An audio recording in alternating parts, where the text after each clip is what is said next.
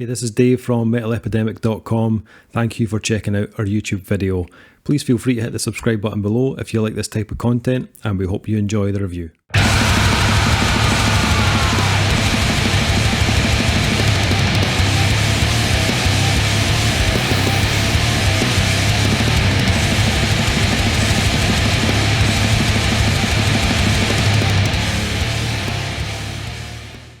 What's up guys, Dave here from Metal Epidemic, back with another album review, and for this review Duncan Kyle and I have been checking out the new album from Lithuanian experimental sludge band Erdve. The band's new album, Savigaila, Nailed it. will be released on July 21st on Season Abyss Records. Just putting out there, there's going to be a lot of things that are mispronounced on this review, okay? Just so you know.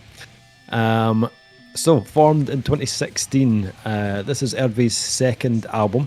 This release follows up their 2018 album, Vitojimas. Is it Vitojimas? Again, not sure. Savigaila You're asking was... us. I Can't don't clue know. what you're on about. Was recorded, engineered, mixed, mastered, and produced by guitarist, vocalist Vaidotas Darulis. So... Now that that's out of the way, I have never heard of Erdve, but I was most definitely interested once I read the press release. I'm not aware of any big name Lithuanian metal bands that I know of anyway. I don't know if you guys have came across any. Usually do pretty good on Eurovision, but that's usually for non-metal acts. So yes, yeah. But yeah, Could you imagine Eurovision? These guys turning up to Eurovision and just fucking the whole crowd just goes. Occasionally there's a lapse in judgment. There's always that one act on there where you're like that. Well, someone fucked up. So, someone never thought this. Going, yeah, this is awesome, and everybody else at the party is like, "Shut up! Oh my god, go away! You're so embarrassing." So I was keen to check out something from that part of the world. And fuck, this is pretty fucking bleak, isn't it? Like, musically it's sludge at its core, but it's sludge that's been kind of injected with a kind of blackened, almost like a blackened hardcore at times. Musically it's like a cocktail of like Botch and Neurosis, Willhaven. It's like a very kind of thick as tar, you know, it's dissonant, and it gives you a kind of general feeling of dread and unease. But I kind of really enjoyed it for that reason. Any release that makes me feel like I need a wash afterwards is on a good thing. These songs aren't feel good numbers. Erdve drag you through like 40 minutes of some of the most disgustingly bleak and dismal sounding sludge you'll hear in 2021. This is the prime example of what happens when bands like this are kept in lockdown. This is like the soundtrack they've written to 2020 basically. It's disgustingly heavy and ominous, really ominous sounding.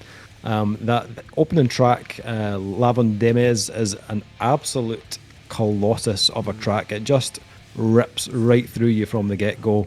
It's got thick kind of slabs of blackened sludge, there's blast beats in there, there's discordant breakdowns, and it has a kind of real menacing atmosphere that just kind of sits in the background the whole time. As an album, it's not an easy listen. This isn't an album that you'll want to put on when you're in need of a pick-me-up. Like a feel-good album, this is not. But when the mood strikes for something kind of miserable and full of bile, then this is exactly what the doctor ordered. If your doctor is Harold Shipman, maybe. Jesus Christ, Dave. My GP is not prescribing albums like this to anyone. Production in this one. If it's 284 people and Dave's just dropped them in there. Fucking love you, man. I love you. The production on this, it fits the music very well. The guitar tone is murky. It's got a bit of weight to it. It sounds dense, but also kind of slightly atmospheric at the same time. Drums have a fairly kind of natural tone to them, although I felt occasionally that the snare was very buried in the mix. There was occasions throughout the album where I was straining to hear the snare. There's kind of little kind of interludes which I'll get to in a second, and they were fine on that, but on the actual tracks, it seemed to be kind of overpowered slightly by the other stuff that was going on. The whole thing is kind of coated in a kind of very well suited kind of reverb though, and although the vocals are very dark and kind of gravelly, they do sit well in the mix. His vocals are quite clear in amongst all the chaos that's going on. Although, going by the song titles, it is clearly sung in their native tongue. Oh, here we go. I was wondering when it was going to pop up. So, I have no idea what these songs are about or what's actually being said, which I am usually put off by. However, with this style of kind of blackened, sludgy hardcore, I don't think it's necessarily about big, catchy, sing-along vocal lines or choruses. They're there to add to the overall misery and intensity of the whole thing. And on this album, it completely works. I didn't actually mind that it was in a different language. I kind of felt the same way about this as I did about the Wowad album from earlier this year. Again, it was, I think, they're Russian. And I didn't really mind that they were singing in a completely different language that I didn't understand, because it kind of fitted the music and it complemented the music. The other thing I really liked about this were those kind of atmospheric buffers that I mentioned earlier that are kind of scattered throughout this album. Because much like even on like Will Haven's last album, Muerte, this particular style can become a bit repetitive. And even though Erdve do their best to keep things fresh and interesting through like changes in tempo and rhythm and adding a bits of kind of clean guitar work or blast beats, it still can be quite a taxing listen. But those tracks like the Votis or Plura or Pragulos, I think was the other one, they do help give that kind of moment of relief in between the intensity of it all. And I think that was a really good idea. Even though it's not a massively long album at like 42 minutes, the nature of the style can be quite exhausting. So those tracks were well placed. I really enjoyed the kind of melancholic piano piece as I think it was the second last track. Yeah. And I hadn't looked at it when I was listening to it. I wasn't looking at the track listing. So when that came on, I automatically assumed it was the end of the album. It felt like this is the last track. I felt like it was kind of winding down. So I was kind of surprised when they jumped back in on the last track, Taco Skyra or Skira, and that kicks in and they go at it for another kind of 3.5 minutes. And it's a good last track, but after I'd listened to it, I kind of thought, I kind of wished they'd finished on that piano piece. It kind of felt more natural to me. It's maybe a personal thing, but I kind of felt like it should have ended there. But that aside, I did enjoy this overall. I think they nail the elements really well. It's crushingly heavy, it's bleak, it's atmospheric, and I think lengthwise it's spot on. I'm not 100% sure how memorable it is. I've listened to it 4 or 5 times, and I can't say a lot of the tracks really stuck with me after it. But I did feel pretty miserable after it, so it did have an impact on me in that way, if you know what I mean. So, but yeah, I did, for the most part, I did enjoy this album. Duncan, what did you make of this one? I really liked his album. This is. I'm glad that you mentioned Bill Haven. You'll be able to tie this up with another review that I did. Well, probably months ago. If this isn't out until July, months ago, I mentioned Bill Haven on a different review, and it was weird because this was the album I started off with from the group that you sent through. Mostly because I loved the album artwork and the name confused the fuck out of me. So instantly I thought, oh, Will Haven, like later day Will Haven, not early kind of 2000s Will Haven. This is later day Will Haven. It is just so fucking monstrous. It is just so huge and lumbering and aggressive and angry, and nasty, and like, even mentioning the instrumental parts that that kind of break up this album. They're used for different effects as well, which I loved. Some of them are, it's just really, it's an instrumental track, but it's just still heavy as fucking balls. But then you get to a track like Pragulus. Oh my god. Pragulus is, to me, like the weird unsung hero of this album. In that it starts with essentially a guitar riff playing and then ringing out, and then the guitar riff plays again. After like a noticeable amount of time, it comes back, does that again, and it continues on, and it keeps going, and then the song builds around it, and in the last minute, you get these clean vocals, and they are soaring, and they are fucking beautiful and haunting and perfect, and it is the only part of the album that even wants to do that. And that to me shows, it just shows that they have all these little tools that they can utilise at different points. Same when you're talking about the piano part. I would actually agree with you. Like if they'd closed out the album on this kind of almost piano-esque dirge, it would have sounded fine. The fact to go back in, I mean, unless there are elements in Skillemus that, complement that track that comes after, like a repeated motif that I couldn't hear anyway, then, it could have felt like a two-parter, but out with that, I'm not entirely sure the kind of thought behind it. But, yeah, I mean, the production is, you can make everything out, but it's still sludgy. I mean, it's still disgusting sounding. The guitar tone just in general is fucking huge. It's just like it is the band in a lot of respects, because when it is playing, you're like honed in on it. The vocals are as visceral as they are. You're still honed into what that guitar's doing, and it is pulling everyone through the fucking album. I think it's got really good balance. I think those moments where you get those instrumental tracks, for the most part, are structured in the right places. I think when they come in, they actually inject a bit of interest and respite into the album before they bring it back. And when they bring it back, by God, do they bring it back. There's a couple of songs here that start almost immediately with the whole band. I love that as a technique that you don't get nearly enough. It's too much, let's play the guitar riff, and then here comes the fucking drums, and then everyone's going to be, we're going to play for a minute, and then the vocals kick in. And I this is about the only genre that does this, and gets away with it, where the whole band can just come in at the beginning. And when I hear that, I smile, because it's fucking a wall of sound that just smashing you in the face. I'll echo what you said. I mean, by its very nature and the genre it's in, it is designed to be bleak. It's designed to be oppressive. It's a very oppressive sounding album in parts. Kind of reminded me the first time we ever heard. Remember the first time you ever heard Ahab? And you switched them on, you were like, oh, what the fuck is... And every song, it was just like, and it just got heavier and fucking heavier. There's a bit of that in here, in that when you're in the middle of a song, it kind of almost feels like being dropped in the middle of the ocean.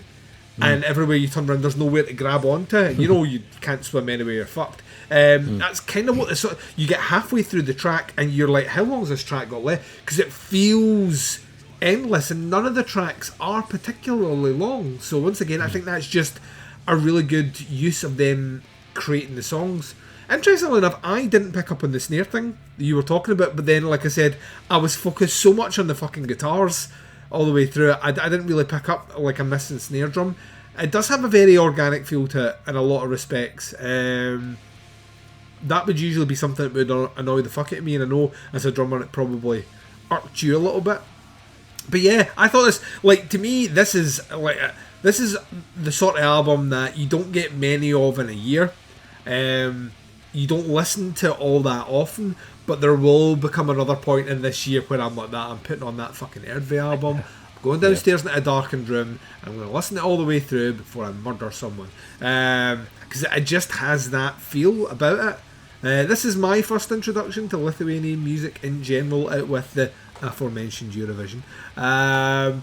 And yeah, I thought this was great. I think they have taken elements to make themselves. Yes, they're clearly influenced by some European sludge, particularly some of the like American bleakened, darkened sort of hardcore stuff is certainly an influence in there. But I think there's enough of their bleak personality on this. And songwriting, that's what I'm saying. Like the fact that they could, on the 8th track, pull out layered melodic vocals that are not just in the like the ha, like notes are way up there, and it sits in the music, and they give you it for a burst, 30 seconds, and that is it, and it sits perfectly. To me, shows that they're very fucking talented. Could they have done more of that? Maybe, but then I'd be sitting there going, why did they not use more melody? Kind of love the fact that it's just one little section. There's a lot for, like, this is the sort of album I'll come back to again, and when I listen to it, I'll be digging more stuff out of it. I found it very, very, very interesting. I really liked this. Yeah. Nice one. And Kyle, what did you make of this? You know, I'm not sure. Some of it is like, yeah, I can get on board with that, and some of it's just like, why the fuck did you produce it like this? I know what you're saying with the snare being buried in the mix. The entire drum kit was buried in the mix. All I could hear was guitar. And then you said at the beginning, mixed by the guitarist. I'm like, I could have told you that from the first song. And it's like, I don't know, it feels like there's weird, unnecessary reverb all over it. I don't know, I could barely make anything out, and I was listening on my studio headphones, and I was like, what? It sounded like, I mean, I know they say that they're, you know, mixing genres like sludge and hardcore and black metal. I'm like, maybe take the black metal out and have someone who knows what they're doing produce it, because, I don't know, it was really distracting for me. I can see what they were going for, but it just didn't, it's just so distracting, it really was. And at times I couldn't make out if the vote, I mean, obviously I didn't know what he was saying because he's singing in Lithuanian, but I couldn't even make out, like, if he was making a consonant or a vowel because he was so covered in reverb and so far down there. So that's a pretty big, down point in my book about this album. It's like not super well produced. But I mean, track 3 and 5 I thought were actually pretty good. I wasn't on board with the whole wall of sound.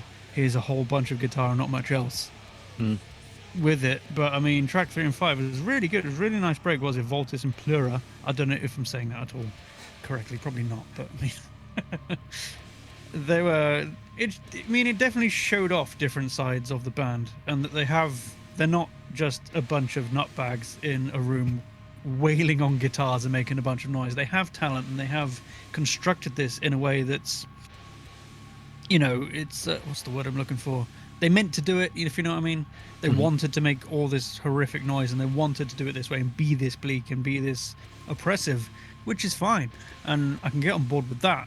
But I think if they had, you know, spent maybe a few more weeks or months like honing the production skills a bit, it probably would have come across a bit better, because there's a lot of, like, I mean, I don't want to say rookie mistakes, but it's not like quite rookie, but it's like newbie mistakes, if you know what I mean. Like somebody who hasn't been producing for a long time would do, or someone who just thought, oh yeah, this might sound good, but it doesn't really translate very well across all systems. I listened to it on a couple of different sets of headphones and set of speakers, and it's like, just can't make out what's going on, which is a real shame, because that's my problem with black metal as well. You just can't make out what's going on. It could be the best riff I've ever heard, but I'll never know because it's covered in reverb. Yeah. I mean, but they have some really good ideas, and I hope they carry on doing it, and I hope they hone their production skills a lot more, because they clearly have something to say, even though I can't understand it. They, you know, they are very angry and they want to be bleak and stuff, and it's good music, but I think it just, yeah, obviously the production let it down. So okay. Ratings then for this new one from Erdve. Rating this one is hard. Like, I did really like it, but I did have some small issues with it as well. Nothing major. The snare volume did bug me slightly.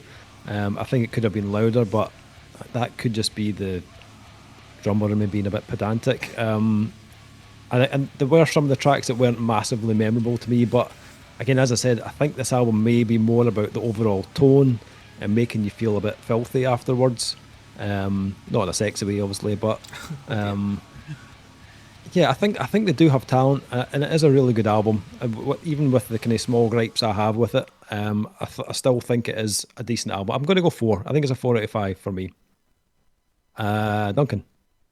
And this will be the review that breaks us, Dave. 4.5. Like this to me is it's more than a feeling. Like there's something about that that's just grabbed me in and enveloped me. When I listened to it, I was like I say, you get absorbed in, and it's unpleasant, and it's muddy, and it's dirty, and it's grimy. But that's what this genre aspires. It's in the name. Sludge is supposed to be filthy sounding. It's supposed to cling to you after you listen to it.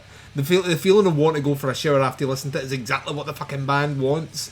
This demands to be played in a small fucking club at maximum volume, to the point that when they open with their first chord, Dave, a glass breaks. We've been there. We've seen bands like that. That's this sort of band, and the fact that they could inject other elements in here that really surprise me, in a genre that's been around for a while that does very little to surprise me these days, is kind of awesome. Yeah, I thought this was great. So 4.5. Cool. And Kyle. I mean, it's good music and it's well constructed, but the production was so bad. I mean, I think I'm gonna have to go into 3.5. I want to see what they do more in the future, but this one I don't think I'm gonna go back to it that often, if ever again, to be honest. So 3.5. Okay. 3.5. So this one drops on July 23rd on Season of Mist Records. If you want to check out the band, it's facebook.com/Erdve LT. I'll put a little link in the description below to their Facebook and to the Bandcamp page. And let us know what you think of the band. If you've heard any of the singles, drop some comments in below. Happy to hear your thoughts and opinions on it. And that is the review. Thank you once again for checking it out. Much appreciated. And we'll be back with another review very soon. But until then, take care. I'll speak to you soon. Bye, everyone. Bye.